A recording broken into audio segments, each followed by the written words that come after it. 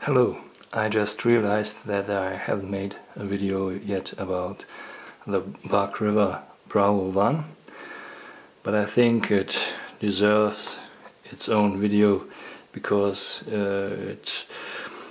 it's often used as a reference point compared to other knives, even if you like it or not. So yeah, here we go. This is the video about the Bravo1. Let's start with the sheath first. It comes with a nice leather sheath and a ferro rod holder, but without the ferro rod itself. So I usually use the light my fire steels, and this is the Scout, so the smaller one. The bigger one, I think it's called the Army, doesn't fit out of the box. I saw an instruction video how to make it fit into this holder, but out of the box only the smaller ones fit. Okay, one more thing about the sheath itself. As you can see here, there's a strap that holds the knife in the sheath, and it's really secure, won't fall out and doesn't rattle or anything. But when you open it, and then you can push it behind this little corner and it won't come back. So when you pull the knife out, it won't cut into the strap. So I think this is a nice design feature of the sheath. So okay, enough about the sheath. Let's talk about the knife. When the Bark River first came out, I really wanted to like it, but I couldn't.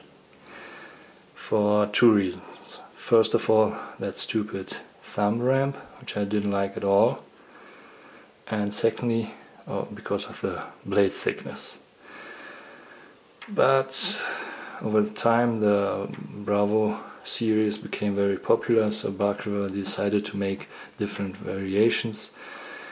And when I saw that you can order it now with or without the ramp, and that the Bravo1LT version was available. So LT stands for lightweight, and it's lightweight because it's thinner, 4 mm instead of 5.4.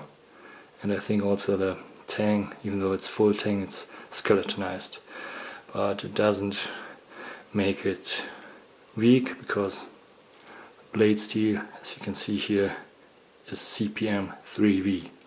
So really great blade steel for rugged outdoor use. And the handle shape is typical Bark River, really great ergonomics in all kinds of positions. Here you have the smaller variation. I would say it's not the Bravo but the Gunny Hunter. I made a video about that one before. You could call it maybe the Bravo 0.8 or something like that. There are nowadays a lot of size variations of the Bravo. The smallest is the Bravo EDC, which is even smaller than the Gunny Hunter. The Bravo 1, which is this one in the LT version. Then Bravo 1.25. And actually in Germany there's a special German edition, the 1.2, due to the German weapons law. Then the 1.5, 2 and 3. The Bravo 3 is comparable to the SE Hungles. But these two have not only similar shapes, but they have exactly the same blade thickness of 4 mm. And when I talked about the Gunny Hunter in my previous video, I said that I wasn't too happy with the blade shape and I had to reprofile it to remove the shoulder to improve the performance. But I thought that here I didn't have to.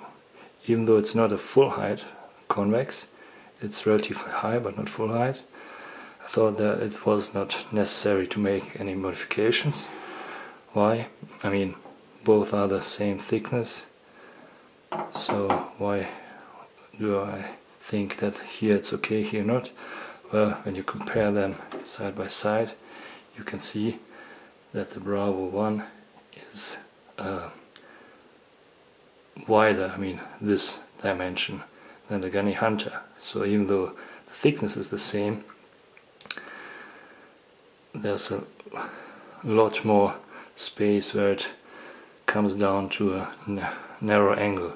While here, when you start from this line where it was originally and you go down, it's still too wide, more like a wedge. But here, because it's taller, it's just okay. I mean, not okay, it's really good. Okay, so overall I would say great knife compared to other knives. Here we go.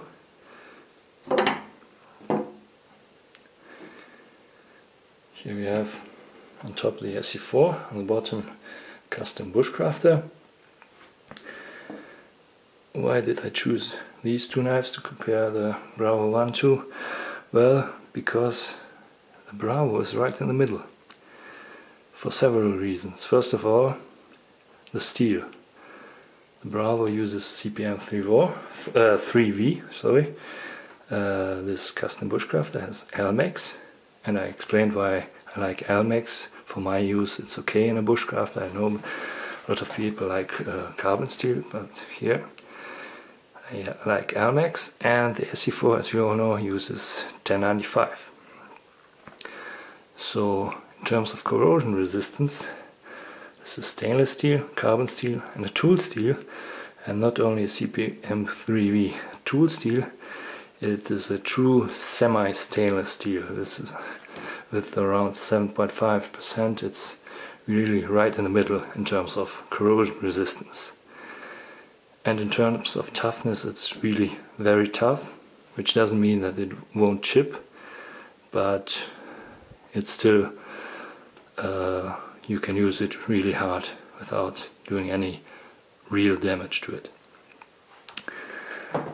And also in terms of intended use, I would say this is a dedicated bushcraft knife.